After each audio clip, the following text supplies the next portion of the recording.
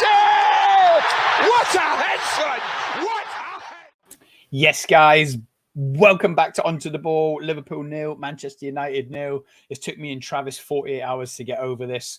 I've been absolutely heartbroken, Travis. I thought we'd pattern you up by another 5-0 at least, be top of the league heading into Christmas for a very, very Merry Christmas.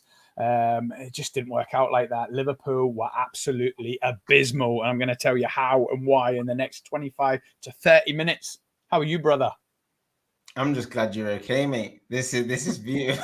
I just know you're alive and kicking well, mate. So, yeah, I'm good, mate. I'm good. It was, like you said, it was a surprising result, and we'll get into it. But I think to say I was delighted is a little bit too far. But I'm just happy we didn't get embarrassed. Put it that way.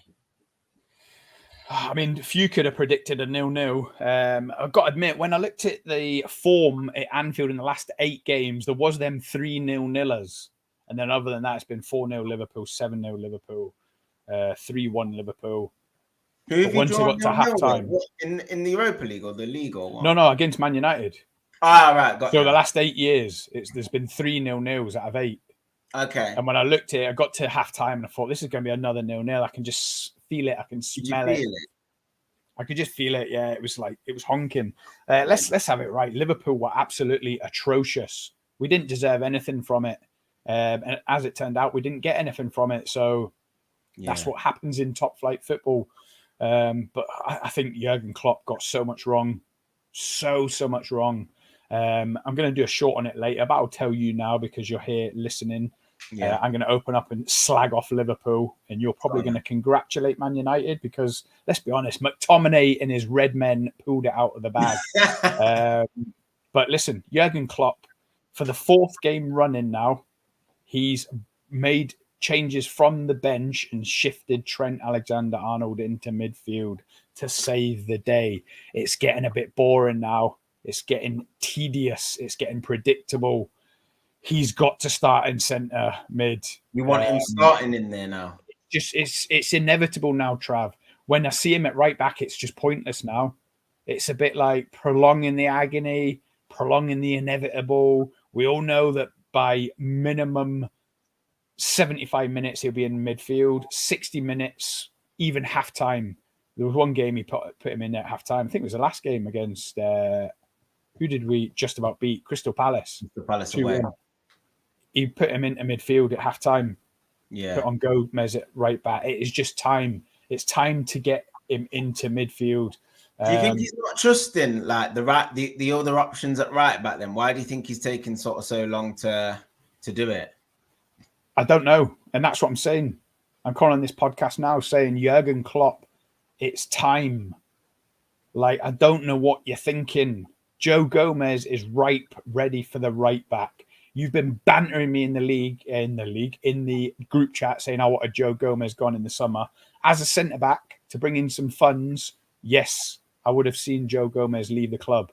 But he is a right back. Forget Joe Gomez as a centre-back. He's a full-back. He doesn't do too bad at left back. He's never let us down at right back. It is ripe now for Joe Gomez to start at right back. Trent, even with the midfield problems we've got at the minute, Gravenberch's picked up a knock. Alexis McAllister's picked up a knock. Thiago's still out. Who's the other one? We've got another midfield who's got an injury. It's just we've got problems in midfield. Yeah. That's like another reason to get Trent in there. Klopp's making himself look a little bit naive by consistently picking him at right back and consistently moving him into midfield to try and solve the problem when the game's going wrong. And when I say the game's going wrong, I'm talking about Fulham. It nearly went wrong. 90th minute winner. Sheffield United, it wasn't convincing. Fulham, Palace, 1-0 down at half-time. We rescued it 2-1 after Palace went down to 10 men. And then again on Sunday against Man United, there was just nothing flowing.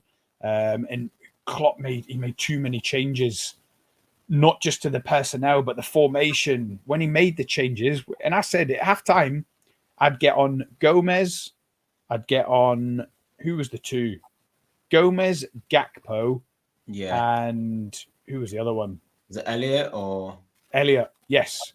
Gomez, Gakpo, and Elliott at halftime. You could see this. You could feel it going wrong.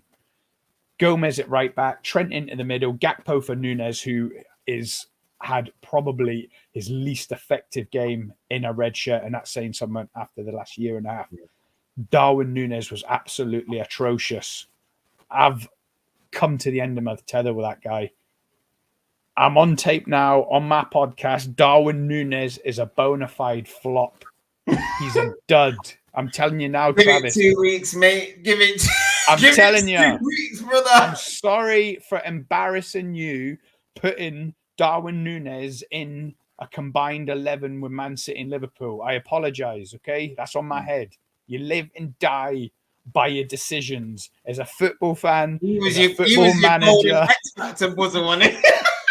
He was the must-have, mate. He was slamming it on the buzzer. Okay. Mate. And if we had a bigger following than we do, there's only 2 people watching. One of them's Football Ferreira, my man. Yes, brother. I'd be getting ridiculed for this because I put him in a combined 11 with Man City. He's absolutely abysmal. And I've come to the end of my tether. Like, he's gone. I do not want to see him in another Liverpool starting 11 again. I put it in my Liverpool group chat.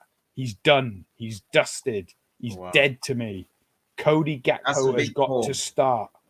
Cody Gakpo's getting pelters on Twitter that he's not in great form this season, but he's not really been given a chance. No, he's not got any rhythm. It's been stop-start, different positions, an injury here, an injury there, ruled him out. He's got to start through the middle. We've got to rekindle this Bobby Firmino 2.0. Bobby Firmino regen. We've got to rekindle it. It's the way to rescue our season. And it sounds mad saying rescue your season. You're second in the league. You beat Arsenal on Saturday. You go top of the league.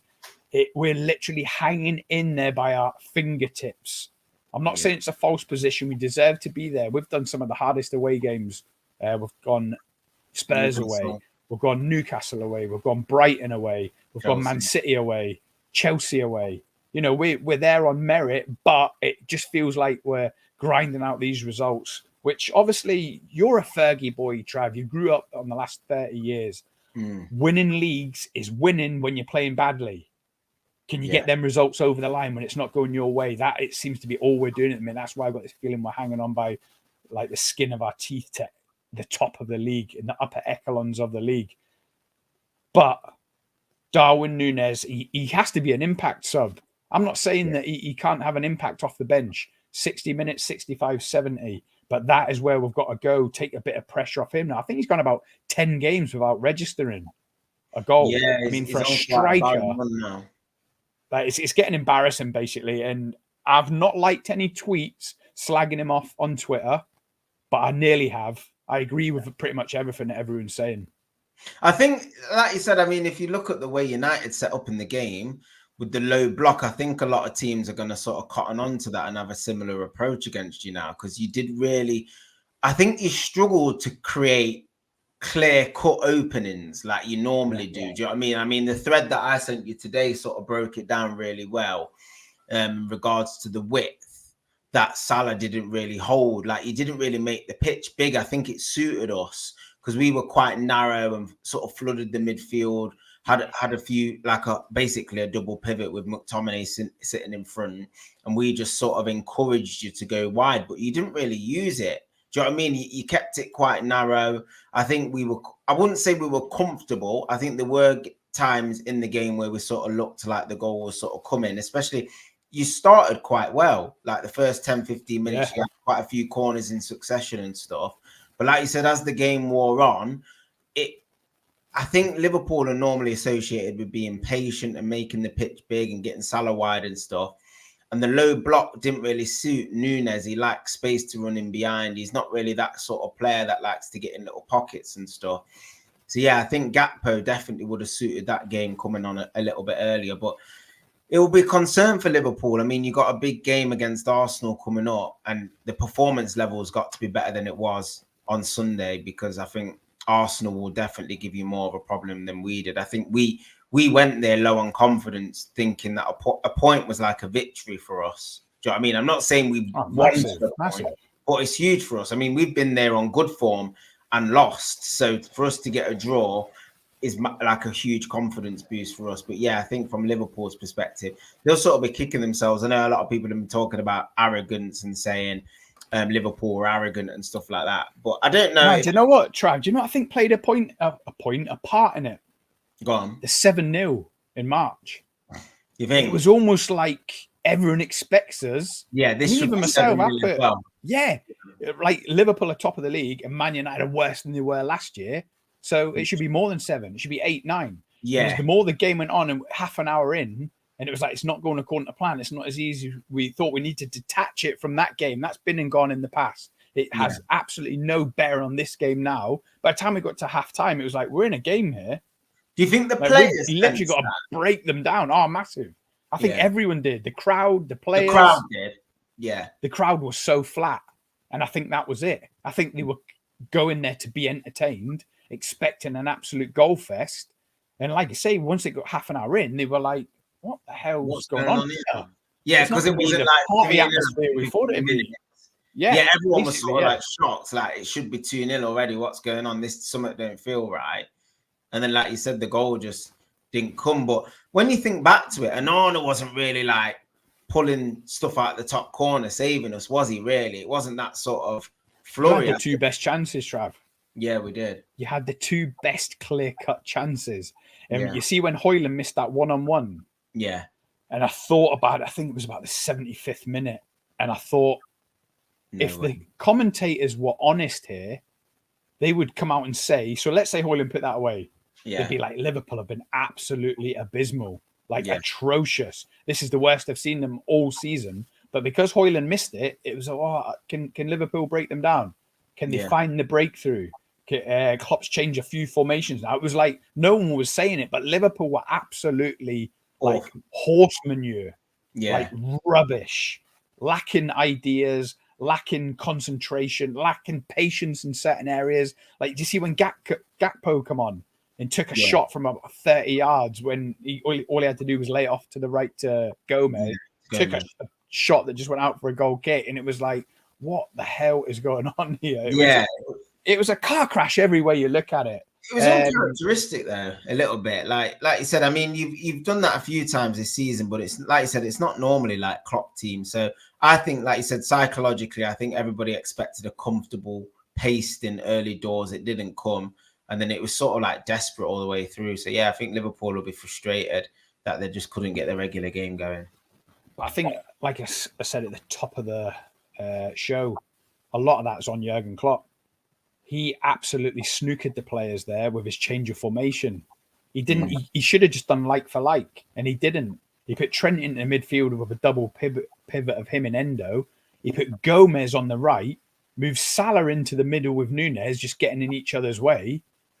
Yeah. He watched that go wrong for about 20 minutes, and then reverted back to the 4-3-3 by taking Diaz and Nunez off. Yeah. But by then, our heads were gone. Yeah. Our heads were absolutely bust.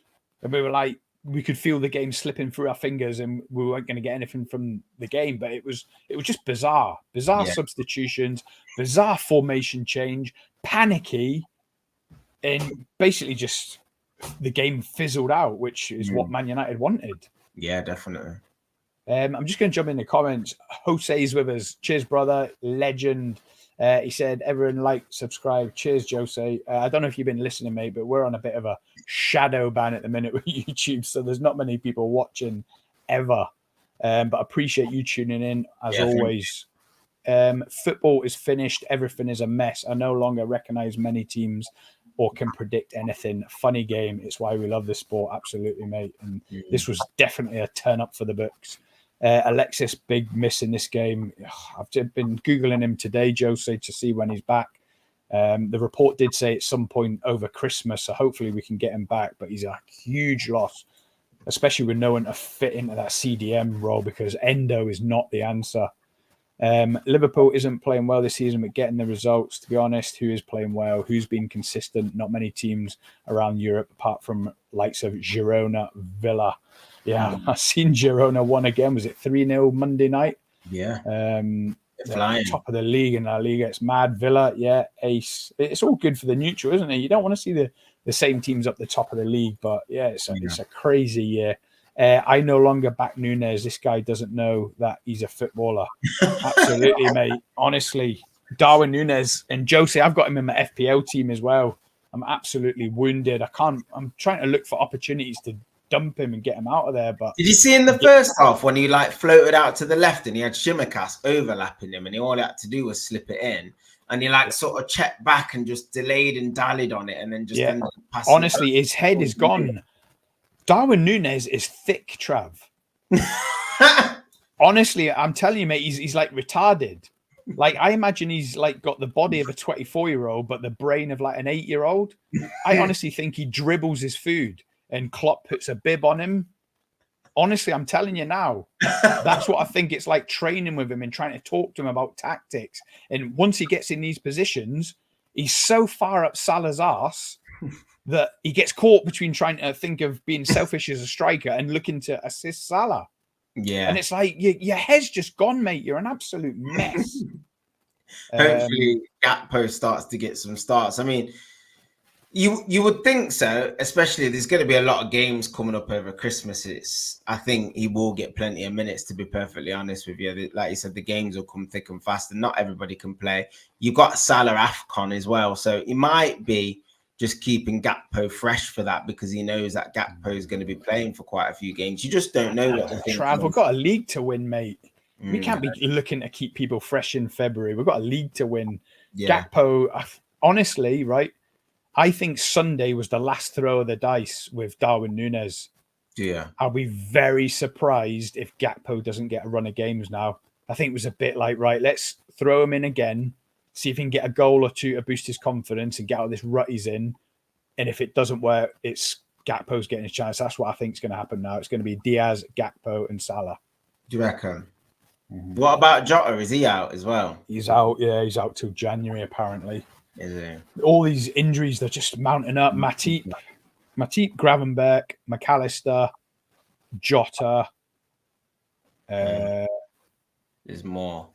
There's more. Thiago. Yeah. There's another centre mid as well, did you say was injured? Yeah, I'm trying to think. Curtis Jones? No, Curtis Jones is back. Is he? As bad luck would have it. He got minutes on Sunday. He's absolutely atrocious. Was he? Jose says, Scott, have some water and chill, my friend. 0-0 against United. This United team is like your ex is cheating on you. That's what it feels like now. I've been absolutely heartbroken, Jose. Trust me. Salah become a monster in stats, but in terms of football play performances, his stats are alive for the last 2 years. I don't know about the last 2 years, Jose, but I do agree with you. See, in the last 2 months, people are starting to question Mo Salah, his effectiveness on games, and then he'll pop up with an assist or a goal to mask it all. But it's starting that question again. If Saudi come in with serious money in January, we've got to look at it. I would let him go 100%. If it's serious money, though, Trav. And I mean, obviously, in the summer, they were quoting 150 million. You cannot turn that down for a 31-year-old. No, you can't turn that down. That's crazy. And I don't care if he's the second highest goal scorer in the league. I don't care if Liverpool would be dead without him. For a 31-year-old, anything over 150 million, he's got to go. Yeah, you can get a couple of 60 million pound forwards for that and replace the goals that you'll miss with Salah. Like you said, it's a huge amount of money for a 31-year-old. You're not going to give him another contract now. I mean, how long's left on his contract? 3 years? No, a year and a half. Oh, there you go. Do you know what I mean? He'll be 33 by then. You're not going to give him another deal at 33. Well, I'd be staggered if you do. Liverpool don't give contracts out like that unless they give him a 1 year, but it's the money that he's on. What's he on? Nearly 300 grand a week? 350 a week. Exactly. But to sign another one, he'll want another increment on that. 450 a week. Even though his influence on games is getting lesser, he'll want a pay rise. So I don't know. Let's see what happens in January. Jose says he agrees this game would be tough for Liverpool. Liverpool made hard for themselves. Having that 7-0 in the heads didn't help. Absolutely, mate. It must have been playing on their mind. Garnacho chance, Trent. Jesus Christ, that was another one. A great bit of defending in the end from Trent, but my God, I just seen that going in the back of the net. Yeah, it was a great move as well. Like, because obviously from United's perspective, we've been criticised that Varane your boy Kobe Mino, wasn't it? Yeah, it was Varane into McTominay, spins it around the corner into Mino, and then Mino plays a delicious pass. I mean, I've watched the game. I didn't watch the game live, but I watched the full 90 minutes on Monday, and Mino has got the potential to be a top player. Do you know what I mean? To go in that sort of Anfield cauldron, in that atmosphere, and be as calm, as composed as he is. Like, you know, atmosphere, Trav. Yeah. What atmosphere? It was the deadest I've ever seen Anfield. Yeah, it was pretty dead compared to what it normally is. That's props for Man United. They silenced the crowd, didn't they? They did, yeah, they did. I mean, we showed moments, like, it was backs to the wall at times, but we showed moments like it. I wouldn't say it was a proper counter-attacking performance. I think there was time, because Liverpool were off it, it contributed massively to it. But we showed small glimpses of what we can potentially do if given the sort of the time and space. And I thought Mino was sort of instrumental in a couple of those moves. But yeah, it was just the Højlund chance is the big one. He's not scored in the league. That'll be playing on his mind quite a bit. Do you know what I mean? Massively. Yeah, 13 Premier League appearances, no goals. So that's a huge concern for him that he's not off the mark yet. And I think it's going to be a big relief for him when he does finally get off the mark. Hopefully it's the next game that we play. Got West Ham on Saturday lunchtime, which will be a tough game away from home, as West Ham have hit some quite good form. But again, like you said, going back to the performance, I think Ten Hag, from Ten Hag's perspective, he needed that. Do you know what I mean? I think he went there knowing that he couldn't afford to be on the end of another stuffing with all the takeover talk and managers being linked with United. He needed to go there and just said to his team, right, we do everything not to get beat today. I think that would have been the first port of call. And we managed to do that. So as much as I don't want him in charge, I've got to give him credit for what he's done in that game. You've got to give loads of credit to Man United, the manager, the players, the subs. Yeah. They managed the game to perfection, silenced the crowd, made it the worst atmosphere Anfield is probably seen in my memory. I can't think of anything worse, but it was so flat considering we had the new stand open and boosted the capacity to, I think it was 57,000.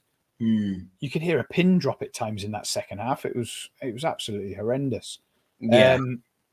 But yeah, look, props to Man United and Captain McTominay. I know there's been a few murmurings that he was well received as captain in the Man United dressing room. And, you know, You've not so much that McTominay is a certified baller, but I've said all season, haven't I, where Man United are, they need a McTominay in that team. You said that way before this season, to be fair.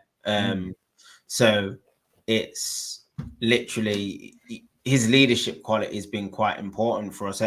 I think he's got quite a limited ceiling in terms of how good he can actually be in comparison to some other players. But in terms of attitude, being in and around the squad, leadership qualities, he is very important to us at the moment. And I think we've always had those types of players in our squad. I know he gets the direct comparison to Darren Fletcher because of the Scottish link, but we've always had players like your John O'Shea's, your Phil Neville's, your Nicky Butts, those utility players that are important in a squad, especially when you're challenging for big honours, and we're not at that stage at all. But it's important that those players who know what it's like to play for the club from the academy are in there as well. So I think, I don't know when his contract runs out. I'm not saying he should definitely get a new contract. But what I'm saying is he's very important to us at the moment in terms of his leadership and steering us in the direction that we need to go. Fair play. I tell you who's not steering us in the direction we want to go, Trav. Go on. This might shock you and it might not, but here goes. Dominic Szoboszlai. I've got a horrible feeling he's a fraud. Do you? Yeah. You know better than anyone. I've been doubting him for the last 4 to 6 weeks. I've spotted him not doing enough, not putting in enough effort, not using his attributes, his box to box, his strengths. Almost like he's in second gear. He's got another few gears to go. And I've spotted it for weeks and weeks. Since he got compared to Steven Gerrard, I'm just not seeing enough for him. You're the biggest advocate, though. You are the biggest advocate for midfield balance and what a midfield can do to your team. And if you think about the individuals in your midfield, McAllister, Szoboszlai, Gravenberch, Endo, like, are they all pretty much, apart from Endo, the others that I've just mentioned, and then obviously if Gakpo's one of those three as well, are they all pretty similar types? Like, do you reckon you've got a midfield makeup that makes a balanced three? Like, if you think of Henderson, Gini, Wijnaldum, and Fabinho, I don't know yet. I don't think you've got that unit yet with those players. Whether Jones has to come in, whether Elliott has to come in, I'm not sure. I'm not the manager. You're not the manager. I don't know. You know your players better than me. But if everyone was fit, all your midfield three was fit, all your midfielders, what three would you pick out of everyone if everyone was fit? I'll tell you who I'll pick, but I'm not happy with it. Go on. It'd be McAllister CDM. Yeah. I want a better CDM. Yeah. I want us to spend in January on a top quality CDM. Yeah. I don't mean world class. I don't mean the finished article, 80 million, 90 million. I mean a top quality 22 to 24-year-old CDM. Don't ask me who. I'm relying on the scouts to be networking all over the world. If it was that Andre from Fluminense, then so be it. I don't want Palinha because he's 28 or 29 soon, I think. Yeah. I think the boat's sailed for him. It's too late in his career. I'm not saying he couldn't do us a good turn for 2 or 3 years. I'm just saying he's not the kind of profile I want us to spend a lot of money on. And so, yeah, McAllister in number 6 because it's all we've got. Yeah. Gravenberch on the left, Szoboszlai on the right. Exactly. That's pretty much the best we can do. You've already named one player who is out of position. And it remains to be seen whether Szoboszlai is naturally a midfield player or he might still be adjusting to the role a little bit. Do you know what I mean? Because do you know what? It's not that try. It's almost like I feel his head's fell off since he got compared to Steven Gerrard. He scored that worldie against Leicester in the League Cup, that cracked BAYERN in shot. Comparisons started coming out. Number 8. Steven Gerrard's shirt. We've finally found a Steven Gerrard replacement. We've not seen anything from him since. And I've spotted this lack of desire, this lack of effort, and it's almost like he's trying to overcompensate with too many Hollywood balls. Yeah. He's basically giving the ball away. In the first half against Man United, I think I counted 3 or 4 times, and I was straight on my Liverpool group. Get Szoboszlai off at halftime. I wanted Szoboszlai off, I wanted Endo off, and I wanted Nunes off. He's doing what Bruno is doing. Them Hollywood balls now where he thinks he's just too good. Pretty much, yeah. I feel like it's gone to his head. He thinks he's this Hollywood baller and he can pull off these mad moves. It's like he needs to go back to basics. Yeah. And he needs to use his attributes as box to box, a bit more effort back and forward. It's like he's made it and he's this like luxury baller. You're not a luxury baller, mate. Yeah, basically took his foot off gas. That's what I'm trying to say. But then he went away with Hungary and had 2 ace games on the international break. And I thought, go on there, and that'll revitalise him. Let's bring that Szoboszlai back to the Premier League. And he's gone back into relax mode. Nah. So basically, and now all over Twitter, the question is Szoboszlai. And I'm sat there thinking, I seen it 3, 4, 5 weeks ago. Yeah. And I spotted it. He's too relaxed. I think he thinks he's made it. Klopp's not afraid to make changes there. I mean, he'll play Elliott if he needs to. He'll put people in there. I mean, like you said, Endo is starting to get a few consecutive games now, isn't he? I mean, I hope not, mate. I hope that's the last we see of him. Honestly, he's not the level, Trav. He's not the level. Trust me, if you think we're going to try and win this league with Endo in number 6, we're not going to do anything if he stays in the team. Do you not think? I'll tell you right now. We need to get Endo out. Szoboszlai needs to up his game. Salah needs to up his game and not just stat pad with an assist here and a goal there. I need more from him on that right-hand side. Luis Diaz was probably one of our best players on Sunday, but even he was a million miles off the kind of effect Sadio Mane would have on the game. You think of what Sadio Mane was like. He was clinical. He was ruthless. He was deadly. He was confident. Luis Diaz hasn't got that ruthless, deadly side to his game. Aggressive, yeah. And I'm not saying he can't get there, but if anyone is saying that we've got over Sadio Mane leaving because we've got Luis Diaz, no chance. Not even nearly that world-class level that Sadio Mane was. And I miss him. Yeah, Oh, he's for me, crazy. Mane sort of set the tone a little bit more than Salah. Like Salah got all the plaudits and stuff in terms of his goals and that, but work rate, aggression, like you said, just clinical, aggressive killer. Sadio Mane, mate, was. I'm telling you what, Trav. If you watched a 2-minute compilation of Sadio Mane's best bits, followed by a 2-minute compilation of Salah's best bits, you would easy say Sadio Mane's an elite baller over Mo Salah. Mane is clear, mate. I always liked Mane, even when he was at Southampton and he was linked with United. United fans used to laugh at the link, and I was like, he's actually good. Do you know what I mean? He's quality. He really was, and I always rated it. But yeah, Klopp took him to just different levels, man. And like you said, when he left, you've not actually replaced his determination, his aggression, his pressing, even the pressing as well. The off the ball stuff was just nuts. Like everything, his decision making, his eye for a goal.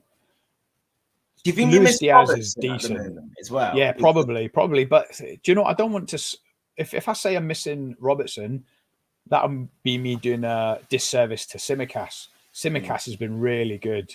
Yeah, I can't fault him. If we're gonna highlight probably the 5 best performers on Sunday, Tsimikas is in that 5. Probably Tsimikas, Luis Diaz, Konate, Van Dijk, Alisson. Yeah, them 5 were like top draw. Probably now I'll squeeze Trent in there, so that leaves Endo, get off, Soboslai, hold off at halftime. Salah, do more. Nunes, get in the bin. Yeah. But yeah, look, congratulations to Man United. 0-0 at Anfield. You take that every day of the week. Yeah. No matter what form you're in. But yeah, we're going to have a massive headache on Saturday against Arsenal. They will be a lot more ruthless than Man United. And I do think they're going to put us to the sword, Trav. You'll have less of the ball as well, and they will create chances. That's the thing. You know they will. Whether they keep the back door shut or not, I don't know, but they're actually defending well as well. So yeah, that's a huge test. Like that's going to be so much different to this Man United game. Like you said, Man United, you weren't at your best. You still dominated the ball and still had most of the chances. They weren't good chances, but yeah, Arsenal are coming to time, mate. You've got to be on your mettle. You're going to have to improve at a rate of knots to even just compete in that game because they are. It'll unravel, Trav. It's my favourite word in the group chat, isn't it? Unravel Morrison. It'll unravel. Mark my words, mate. It will unravel on Saturday at home to Arsenal. Watch this. You are normally good at home to Arsenal, though. You are. Yeah. Record, but honestly, you know, I live on predictions, Trav. It's going to unravel Saturday, mate. If you still do Super 6, mark my words, it's going to unravel. I don't want to say too much because we're probably going to do an Arsenal preview show with Rob Malunga. Hopefully Neil will join. Trav will always be there. But yeah, Man United away to West Ham next. Away to West Ham on Saturday. I mean, that's another banana skin for Ten Hag, isn't it? Then Villa at home Boxing Day, mate. We could get tumped up against Villa. So yeah, that is going to be painful. And then I think we've got Nottingham Forest. They've just got Nuno Espirito Santo as well. So that's new manager Bant's thing. That's away from home. So that's going to be tough as well. So we've got a tricky Christmas, to be fair. But like you said, I think we'll get a lot of confidence from that point. We'll see. We've got injuries coming back as well. I know Eriksen's in training. I think all the others are due back by latest the end of January. Everyone's going to be back. So that'll be Martinez, Casemiro, Mason Mount.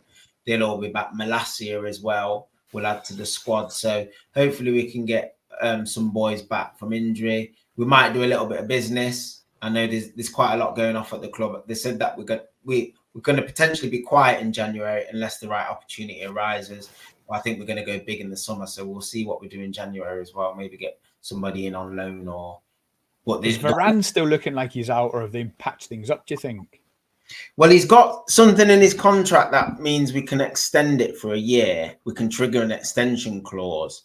So I think that's in discussions. I wouldn't say he's back in the good books at the moment. But from what we've been reading on the group chats and little rumours, I think there's some financial fair play constraints if we don't get into Europe this season. That's why we're trying to offload all these ballers in January, all the highest paid earners like your Casemiro's, your Varane, Sancho's obviously in there now. So it looked, and Martial as well. So it looks like we're going to do more sales than incomings. But we'll just see. I think with back to Varane, I think he's somebody we should keep in and around the club because 100%. I know we haven't got the depth anyway to let him go. Do you know what I mean? If he goes, and we said, didn't we? People fall out all the time. Just make up. Be a man about it. Up, man. He's top draw. He's quality. Like, I'm not just saying it because he's United. Like, I know he's had his fitness issues. He is top draw. Like when he is fit. I knew the writing was on the wall, Trav. You see, as soon as Maguire got injured, and Varane, I was like, I'm gutted. Varane will play now. That's bad for Liverpool. In disguise, wasn't it? Oh, it was heartbreaking, mate. And he did deserve the man of the match for us. He was top draw. Just everything, reading in the game. He always puts himself in the right position, heads everything. He's brave and he's quick and strong. He's got everything you want for a centre half. I know people complain about his passing, but Man U don't play out from the back anyway. So you don't need to be able to pass, bro. It don't matter. So as long as he can defend, that's all that matters for United anyway. Nice one. Right. On we go in the Premier League. Liverpool and Man United just as onto the ball. Carries on regardless. If you made it this far, don't forget to like and subscribe. It really helps us out loads. Trav, it's Wednesday tomorrow. Liverpool in the League Cup. I'm sure you'll be tuning in to see not only Liverpool hopefully get beat in your eyes, but run the rule over your next opponent, West Ham, and see how they get on. Yeah, man. Hopefully loads of ball. Knocks for the weekend. Yes. Right, nice one, brother. Cheers, guys. Nice one, mate. Header. But Gerrard! Oh, you beauty! What a head, son!